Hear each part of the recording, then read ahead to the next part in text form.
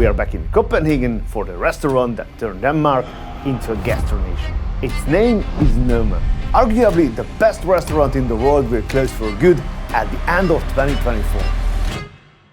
Opened in 2003, it got a lot of attention in a weird way. From a document, I know, weird, right? It was called the Manifesto of the New Nordic Kitchen. Written by food activist and entrepreneur Klaus Meyer, with a handful of Scandinavian chefs, it redefined the rules for Nordic cooking. Basically, it says, new Nordic cuisine must keep traditional methods and use ingredients that are in season. On the other hand, it needs to innovate, be passionate, and create new ways to use traditional Nordic foods. After it was presented at the Nordic Kitchen Symposium, people freaked out. And the concept caught on like wildfire. It would change not only Denmark, but the whole region, inspiring dozens of chefs and pushing Scandinavia into the world's culinary spotlight. And standing center stage was Rene Redzepi, head chef of Noma. When he was 15, Rene dropped out of high school and signed up for cooking school. After he trained as an apprentice at a local Michelin star restaurant called Pierre Andre. From there he spent time cooking in France and then in Spain, where he worked at Abu. He returned to Copenhagen and took a position at Kong House, but took a break to spend a season at the French Laundry alongside Thomas Keller in the Napa Valley. In 2002, the 24-year-old chef was approached by Klaus Meyer, who offered him the opportunity of a lifetime. Head chef of the brand new Noma. The name Noma comes from a mix of two Danish words, Nordisk, which means Nordic, and mad, which means food. They opened in 2003. In fact, the first few years were an uphill battle. Turns out, Danish people were not so adventurous with their food.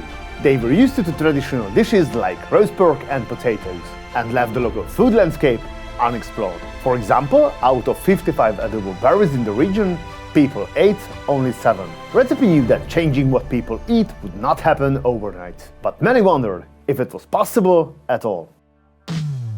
After simmering for a few years, things finally started to heat up. By 2006, it reached a rolling boil. Sustainability, simplicity and freshness became the order of the day. 3 years in a row, from 2010 to 2012, Noma was named the best restaurant in the world. They would go on to claim the #1 spot a total of 5 times. Something that's been done only once before by Abu in Spain. Despite all their success, the Michelin Guide had Noma to 2 stars for more than a decade. Finally, in 2021, they gave Noma the 3rd. So now that you know how special this place is, I have some bad news. This year is your last chance to try Noma. At the end of 2024, Noma will close its door for good. It's not the first time Chef Redzepi has made such a bold move. In 2012, Noma closed to open a pop-up in London. In 2015, they did the same, this time in Japan. In 2016, it was Australia. 2017, Mexico. In 2016, they took a year off. And in 2018, reopened in the current building as Noma 2.0. Then during COVID, they closed completely and became a burger bar. So no doubt, Chef Redzepi has something else up his sleeve. What could it be? We arrive at Noma's garden village. We didn't see any signs, just a collection of small buildings, greenhouses, and raised beds. We arrive at the main building covered in deer antlers, a sign of what's to come. Stepping in, we are met with this. Hello from everybody. What a reception. Heartwarming from the start. Love it. The staff are energetic and excited to talk. That's when I learn we are in for something really special. It's something I rarely get to experience when dining abroad. A server that can speak my mother tongue. This is Szabolcs, and he speaks Hungarian. And because of him, I know this is going to be a special night. Welcoming us to the table is this guinea fowl in a thick salt crust. We are also presented with an outrageous amount of mushrooms that are going to make their way back to the table later. As you can see, everything is out in the open, almost begging you to ask about it. Gone are the traditional white tablecloths. In its place is warm Scandinavian design, using all natural materials, mostly wood. The staff uniforms are more function than fashion, but by no means sloppy. It helps to set the atmosphere to informal and relaxed. Noma is open just 4 days a week from Tuesday to Friday, and is open for lunch and dinner. There are 40 seats, but 4 of them are reserved for students to try the gourmet experience at a lower cost. If you are by yourself, you are still welcome. You can reserve a seat at the share table and make new friends while you experience a food paradise. The menu is divided into 3 teams, showcasing food seasons and its best ingredients. From January to June, it's ocean season. July to September is vegetable season. October to December is game and forest season. That's what we are trying today. The menu will set you back 535 euros, but you are also expected to choose a drink pairing. The wine package goes for 280 euros, while the juice pairing is 215. For me, the choice is easy. First to hit the palate is a sparkling wine from AAA. Suddenly, the menu begins. Here, they have done away with the little bites and amuse-bouches and dive straight in. First is guinea fowl, juicy and tender breast with a dipping sauce of hazelnut milk, rendered fat, and koji. On the side is caramelized skin, roasted over charcoal, and guinea fowl egg with nettles. It looks and smells good, but for taste and texture I was hoping for some acid and some crunch. Next at the table, one large pear. It's straight off the tree, just how I like it. Almost. Watch this. This is pear salad with sea buckthorn. It was really good and really fresh, and I also really love the presentation. Up next is something totally unique. What do you think it is? In a million years, you would never guess. You have heard of the probiotic drink called kombucha. This is what they use for fermentation. It's called SCOBY, and it stands for Symbiotic Culture of Bacteria and Yeast. I know how it sounds, but it was brilliant. It's cultivated with crowberry tea, brushed with larch oil, and drizzled with bergamot. It's presented beautifully on a solid chunk of clear ice, and it's juicy and chewy, in a good way. On the side is fabulous stuffed hip berry. With this dish, the kitchen is really flexing their science muscles, proving that Noma is as much research institute as it is restaurant. Partnered with this dish is also something unconventional. A 2019 Cotillon de Dame from Jean-Yves Perron. This one is a real sniffer. It smells amazing. This is a skin contact wine, also called orange wine. To make it, they use the skins, the seeds, and sometimes even the stems. What comes out is a complex, deep and mineral wine, lower in alcohol but higher in antioxidants, so it's even healthier than regular wine. Next, pumpkin pie. It's interesting how they follow up an adventurous dish with something common. It's good and the presentation is great, but in terms of creativity and taste, it's a little step back compared to the previous dish. Next, a bowl of walnuts. Sounds pretty basic, and it is, but it's also amazing.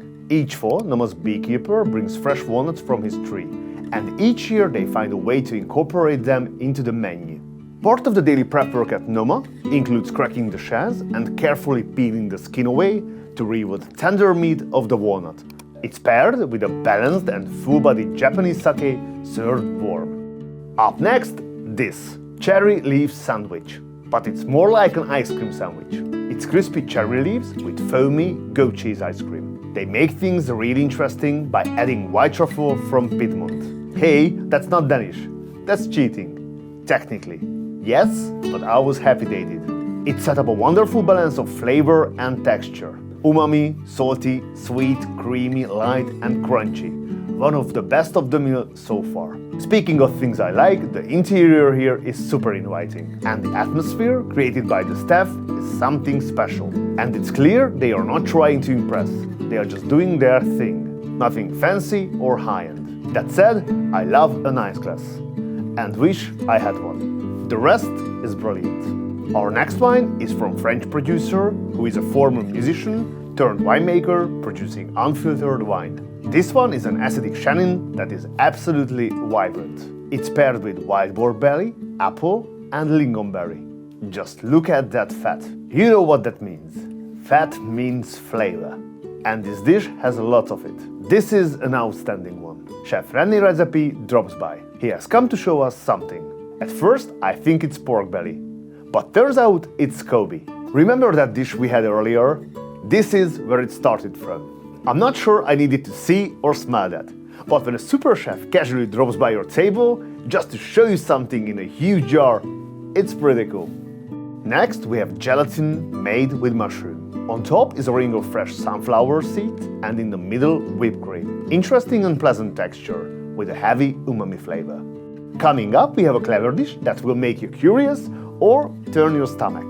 It's an omelette made with reindeer brains. It starts with a thin egg pancake and pheasant garum with kelp salt, then folded around the filling. That filling has a healthy amount of reindeer brains. Sounds weird, but actually it has a soft, creamy texture like custard. It's delightfully acidic with exciting flavors. It's served in a foamy, buttery pheasant garum sauce. Genius! I loved every bite. Our next wine is a 2017 Pinot Noir. It's the top-rated year for this wine and features dark fruit and light tannins. To go with it is a wild mushroom ragu. It's salted mushrooms and herb salad with crispy pieces of chestnut served in a beeswax bowl. Very nice. Our next course is another one gets people talking or leaves them speechless. Reindeer tongue. It's pan-fried in butter and thyme until medium rare and served on a sharpened reindeer antler. It's served with a special herb butter sauce made with oxidized wine, a Noma project vinegar and pine salt. The tongue was chewy but tender and full of meaty flavor. Exceptional. Our next wine is something really different. It's called Gabriel's wine and it's made in the country of Georgia. It's made from Saperavi grape. And this wine is completely handmade, using a centuries-old method of aging in clay pots under the ground. Our next is our main course. Grilled fallow deer and autumn pickles in horseradish sauce. With it is city loaf sourdough bread from the Hard Baguette, one of Chef Redzepi's side projects. The deer was spot on, and this bread is something else. Next is dessert, starting with pine resin jelly. This is one of the creations from the test kitchen. Starting with pine resin, first they soak it and then cook it for hours with wine and sugar, and then form it into little lumps. After they soak it again, it balloons to 10 times the size and becomes this jelly. It has a unique texture and a slightly pine cone flavor. Our next dessert is an ice cream spaghetti made from fresh hazelnuts and hazelnut oil, candied chanterelles and berries. This was really good. Finally, we have three final sweets: woodruff and pine caramel, candied pine cone cooked in sugar, and finally a chocolate sauce with a sumac flour. The flour is used as a sponge to eat the chocolate and gives it an acidic kick. This was my favorite.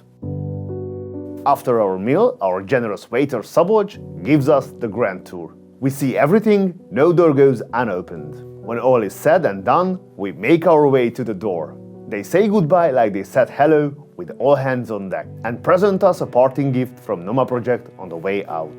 Our total for today is just under €2,000 for two people. What a great experience! Sadly, it cannot be had for much longer. The clock is ticking. Next year, Noma will be no more. We found out its fate in January 2024. From 2025, Noma will no longer serve as a restaurant. It will be used as a test kitchen and they will sell the products online. Although Chef Redzepi didn't spill the beans, I have no doubt that he will surprise us somehow, and Noma will continue in some shape or form. What can I say about this experience? I've been here before, but this time was a game changer. To be served in Hungarian, this was a first for me. I actually got to experience a 3 Michelin star in my mother tongue. It was kind of magical. The only thing I wasn't crazy about was the all-natural wine pairing. It was a really good selection made by the sommelier, but natural wines just aren't my thing. When I look at Noma as a restaurant, I wouldn't say it is my favorite. When I see it as a movement that made a lasting impact on a lot of people, it has no equal. And not just in Denmark, but on the world of gastronomy and beyond. It inspires and shows the way, and this will continue on. Although the restaurant as we know it will say goodbye, their way of thinking is not going anywhere. And that does it for this episode. Thank you for joining me. If you like this video, hit subscribe. See you soon. You can call me stupid.